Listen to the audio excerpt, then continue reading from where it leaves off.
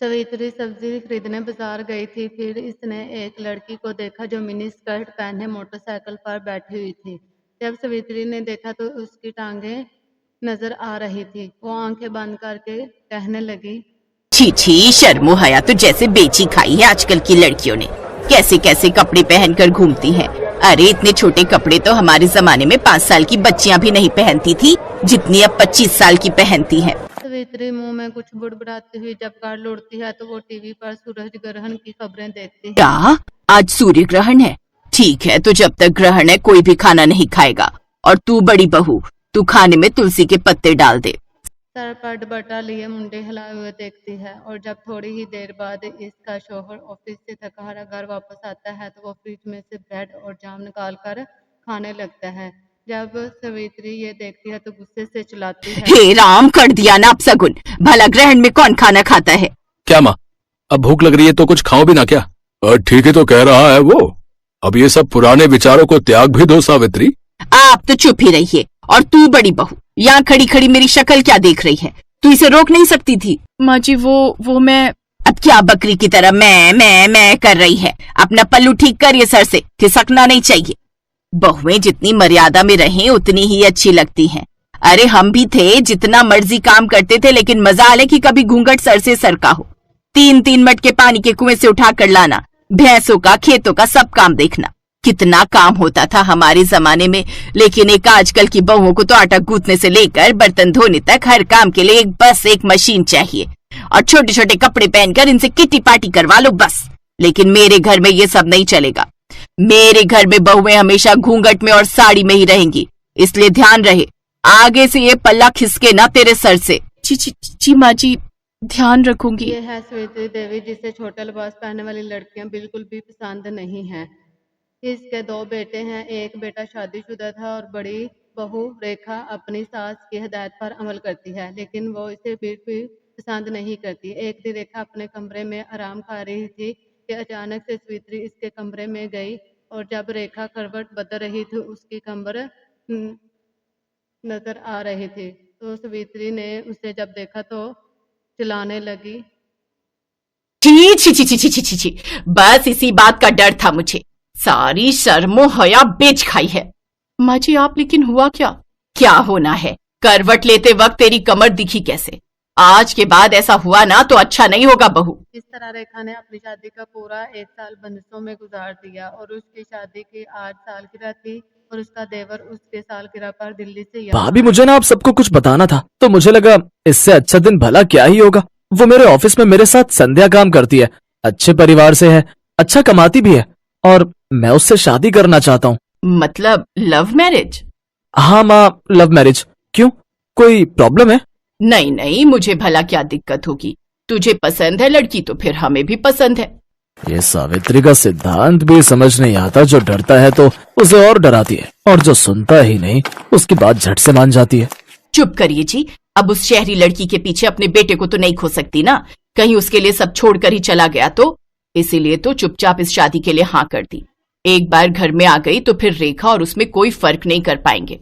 सावित्री अपने छोटे बेटे की शादी के लिए मान जाती है। सवित्री अपने छोटे बेटे की शादी करवा देती है। वो एक शादी करके दिल्ली से कानपुर आ रहे होते हैं तो संध्या जो है वो भारी भरकम लहंगे में बहुत थकी नजर आती है और वो होटल के करीब एक जगह। ड्राइवर, गाड़ी रोको, मुझसे अब और ये नहीं पहना जा रहा ये भारी भरकम लहंगा। राहुल तुम यही रुको, मैं अभी चेंज करके आती हूँ। कुछ देर बाद गाड़ी ससुराल आकर रुक जाती है। संध्या स्कर्ट और टॉप पहने और सर पर शादी का दुपट्टा लिए आ जाती है। राहुल बेटा, ये सब बेटा 2 जोड़ी में लड़की मांगी थी, इसका मतलब ये नहीं कि ये सचमुच ही 2 जोड़ी में आ जाएगी। वो माँ, दूर का सफर था ना, और इसने लौटते वक्त लहंगे पर ही वोमिट कर दी, इसीलिए जो इसके हाथ में लगा इसने पहन लिया। ये राहुल का बच्चा झूठ क्यों बोल रहा है? चलो संध्या, माँ के पाँव छुओ। हैं? अरे नहीं नहीं, तुम रहने दो। अगर तुम झुकी तो न जाने क्या क्या झुक जाएगा। ओह थैंक्स, वैसे मैं खुद झुकने के मूड में नहीं थी। वो क्या है ना, मैं बहुत थक चुकी हूँ। वैसे माँ जी हमारा बेडरूम कहाँ है? वो क्या है ना, मैं पहले बाथ शावर लेना चाहती हूँ। और राहुल डार्लिंग, तुम ना प्लीज मुझे बॉडी मसाज दे देना। आज सचमुच मुझे बहुत थकावट है। बताओ ना माँ जी, बेडरूम कहाँ है? संध्या बस 2 मिनट, माँ गृह प्रवेश कर ले। ओ प्लीज थोड़ा जल्दी कीजिए ये सब फॉर्मेलिटीज।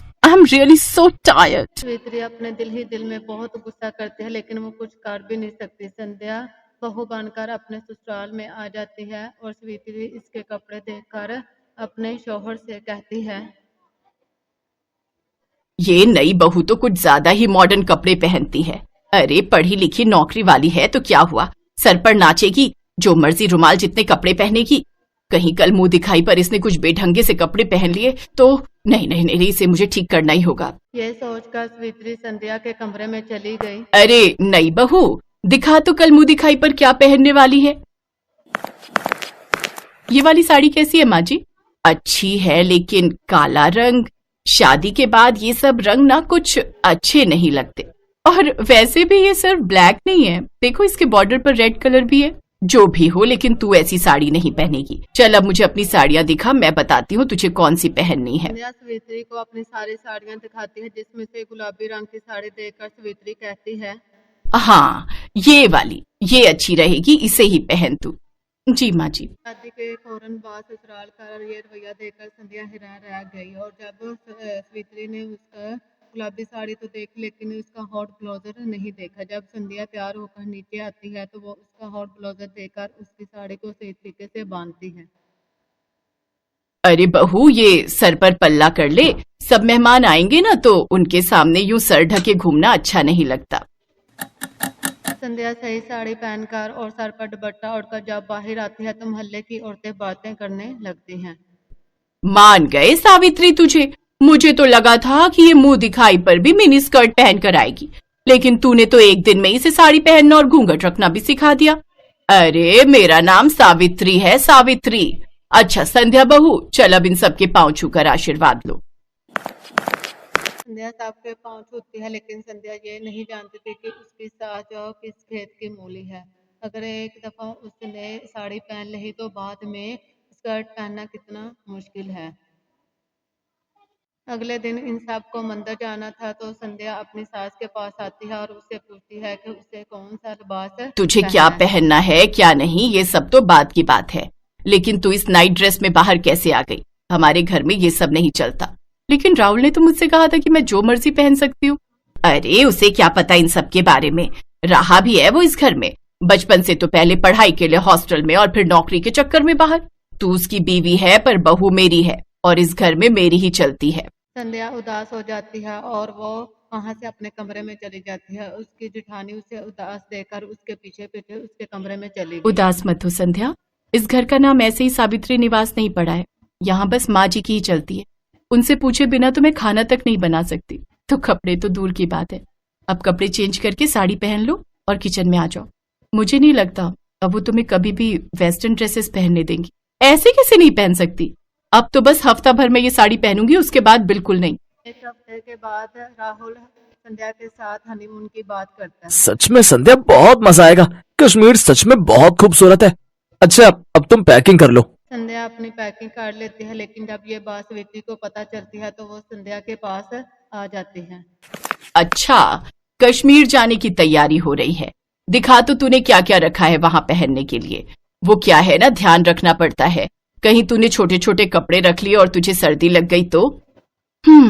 वो तो मैं समझ ही गई थी कि बिना मेरे कपड़े चेक किए आप मुझे जाने कहाँ देंगी। संध्या हनीमून पर चली जाती है और वहां जाकर अपनी पसंद का लिबास ले लेती है और वो इसे खरीदते ही अपनी बहुत सी तस्वीरें बनाती है। लेकिन एक दिन इसकी सास वो तस्वीरें देख लेती है और संध्या से बहुत नाराज होती है। लेकिन फिर सावित्री की सास वहां आ जाती है। आते ही वो काफी बुरी होती है, लेकिन इसने भी शर्ट्स और पजामा पहन रखा था और ऐनक भी पहनी हुई थी। बताओ भला क्या बुराई है इन कपड़ों में? मुझे देखो, मैं क्या इन कपड़ों में बुरी लग रही हूँ क्या? अरे जब मैं गांव में रहकर ऐसे कपड़े पहन सकती हूँ तो फिर मेरे पोते की बहू क्यों नहीं? और तू जानती है आज क्या हुआ? जब मैं रेलवे स्टेशन से लौट रही थी तो साड़ी पहने एक लड़की बाइक पर बैठी थी। उसकी साड़ी बाइक में फंस गई और वो नीचे गिर गई, जिससे उसे थोड़ी चोट आ गई। और वो कोई और नहीं, हमारी बड़ी बहू रेखा है। अभी अस्पताल में भर्ती करवा कर आई हूँ उसे। जमाने के साथ अपनी सोच बदल सावित्री। ये बात सुनकर स्वीटी को बहुत अफसोस होता है और वो उसके बाद अपनी बहू को अपनी पसंद का लिबास पहनने का नहीं बोलती।